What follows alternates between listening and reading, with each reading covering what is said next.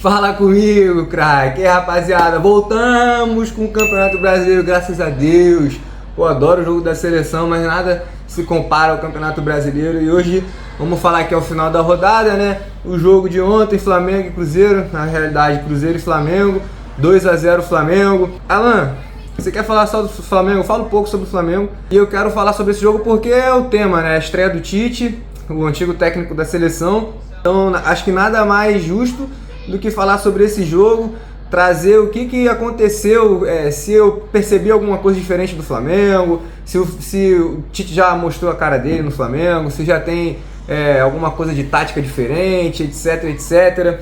E tudo isso eu vou falar aqui no vídeo de hoje, um pouco da minha análise sobre o que foi o jogo de ontem, que já adiantando muito, não vi muita coisa assim diferente em relação a aspecto, vamos dizer assim, tático, né? Inclusive o início do jogo me lembrou um pouco a seleção brasileira atual, sem muita criatividade do meio para frente, sem muita objetividade e sem muita agressividade, né? Observei um pouco ali toque para trás, muito toque de lado no início do jogo, mas o principal aspecto de diferença que eu vi do jogo e do Tite em relação tanto ao Vitor Pereira quanto ao Jorge Sampaoli foi um treinador experiente que consegue alterar o jogo durante o jogo, sem ter que mexer peça, sem ter que fazer substituição, sem ter que alterar a tática, né, o plano de jogo.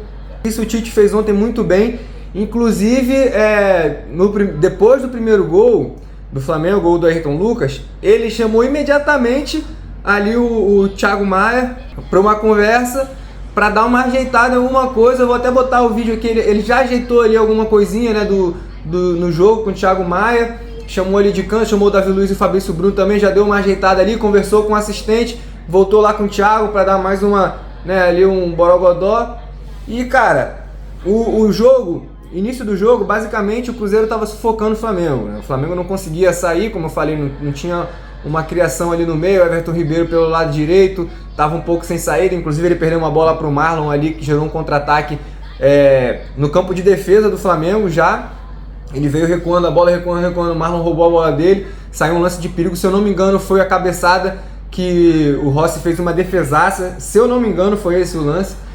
E cara, o Flamengo estava um pouco sem saída, estava um pouco sem criação. Só o Everton Ribeiro ali pelo lado é diferente quando está o Arrascaeta jogando mais pela esquerda ou pelo meio centralizado, que eles se completam, né? Quando estava o Gerson e o Everton Ribeiro, não são jogadores que se completam nesse sentido de criação. O Gerson é um jogador um pouco mais agressivo, um jogador um pouco mais de força, diferente do Arrascaeta, que é um jogador mais técnico, um jogador mais inteligente nesse sentido de armar jogo. Então ficou muito sobrecarregado para o Everton Ribeiro. O Tite percebeu que o jogo não ia fluir por ali e ele meio que inverteu o Gerson e o Everton Ribeiro. Aí o Flamengo começou a tomar conta do jogo, começou a criar mais. E essa formação com dois volantes, né, jogando ali atrás, como se fossem dois primeiros volantes, que não é bem dois primeiros volantes, é um primeiro volante e um outro segundo volante, vamos dizer assim, é um jogador que faz tudo, faz o box to box. Que ontem foi o Eric Pulgar que estava fazendo isso. Vocês viram várias vezes o Eric Pulgar pisando na área, passando na frente do Everton Ribeiro, dando apoio no lado direito, dando apoio mais no meio, e o Thiago Maia ficando um pouco mais ali atrás, segurando a defesa. Acho que essa foi a formação que o Flamengo jogou contra o Botafogo e foi muito boa. Na realidade, tenho certeza que Thiago Maia e Eric Pulgar jogaram juntos. Só não lembro se foi o Pedro, Arrascaeta e Bruno Henrique. Acho que foi. Então, assim, tirando o Davi Luiz, que eu acho que era o Léo Pereira, e foi a mesma formação, foi talvez o melhor jogo do Flamengo no ano. O Tite é muito esperto, utilizou essa formação para jogar no seu primeiro jogo. É uma formação que segurava mais ali, protegia melhor ali o miolo da área, né, na entrada da área, mas mesmo assim o Cruzeiro conseguia espaços, conseguia criar, conseguia mais nada com perigo. E eu achei que o Flamengo estava muito bem postado ontem. A linha defensiva do Flamengo estava muito bem postada, não perdeu nenhuma jogada aérea. O Fabrício Bruno e o Davi Luiz estavam muito bem. O que não estava muito bem era o gramado, né? Que isso é outro assunto. Mas foi um jogo muito tranquilo defensivamente para o Flamengo, mesmo quando foi sufocado, mesmo quando sofreu pressão. Foi mais bola cruzada na área, o Fabrício Bruno e o Davi Luiz, depois o Pablo, conseguiram afastar todas.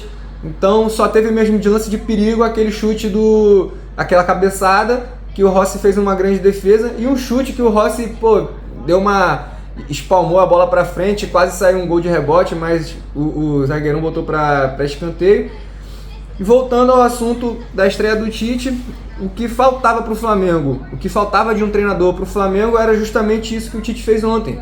Ele percebeu o erro e já alterou durante o jogo, 30 minutos de jogo, ele alterou o time, botou o time para jogar de uma forma diferente e, cara, o Flamengo tomou conta a partir dali em diante, nada mais aconteceu, o Flamengo trocou passe como queria, trabalhou bem a bola, fez triangulações ali, Everton Ribeiro, Ayrton Lucas e Bruno Henrique, tanto que o primeiro gol saiu com um cruzamento do Bruno Henrique, a bola sobrou para o Ayrton Lucas, já estava ali dentro da área o Pedro, já estava chegando também o Everton Ribeiro, ou seja, ele conseguiu trazer para um lado um jogador criativo, dois jogadores velozes, que era o Bruno Henrique e o Ayrton Lucas. Antes estava um jogador de força, que é o Gerson, e dois jogadores velozes, sendo que o Ayrton Lucas não estava avançando muito.